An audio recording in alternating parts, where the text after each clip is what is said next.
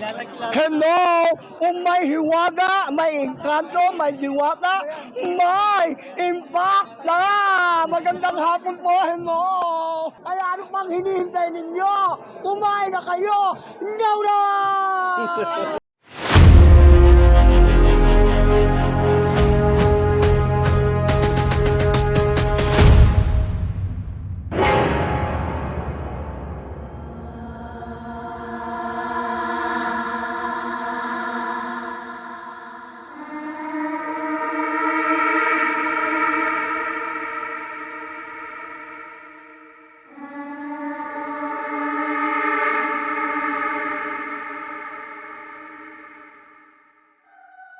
Sa pangalawang diwata yung mayaman na si Mama, habang marami ang naninira, tuloy-tuloy ang kanyang mananagumpay. Kaya ano pang hinihintay ninyo?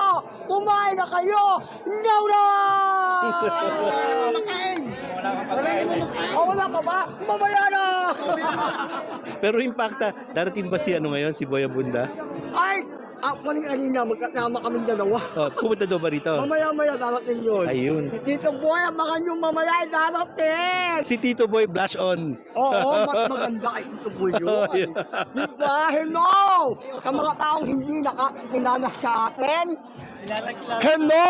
Kung may hiwaga, may engkanto, may diwata, may impact na! Magandang hapon po, hello! Sana si Utlong. Si Otlong, nahihimlay muna. Babangon mamaya yun. Madaling araw pumupunta yun. Napunta ka dito. Kamusta naman yung paninda mo ron? Ay, iniwanan ko muna, mahana na yun. Ang mahalaga, maging bahagi ako ng pangalawang overload ni Diwata, ang aking mahal na amo. Hello, boss. O para support din, ano? Oo naman, lagi tayong nasa likod ni Diwata, ano man ang mangyari, marami mang mga basher, hindi tayo mawawala, hindi natin kaiiwanan, dahil mula nang nag-umpisa, si Diwata, nandiyan na tayo hanggang ngayon, kaya sama-sama tayo magtatagumpay, at maraming salamat sa mga vlogger dahil kayo ho ang dahilan kung bakit nagtatagumpay si Diwata. Maraming salamat po. Ayun. Thank you, Impacta. Maraming salamat din. Impacta!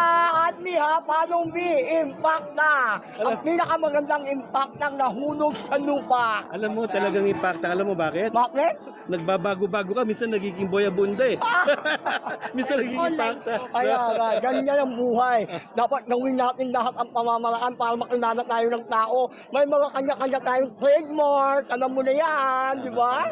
Oh, hello! Impacta! Magandang hapon sa lahat! Hello!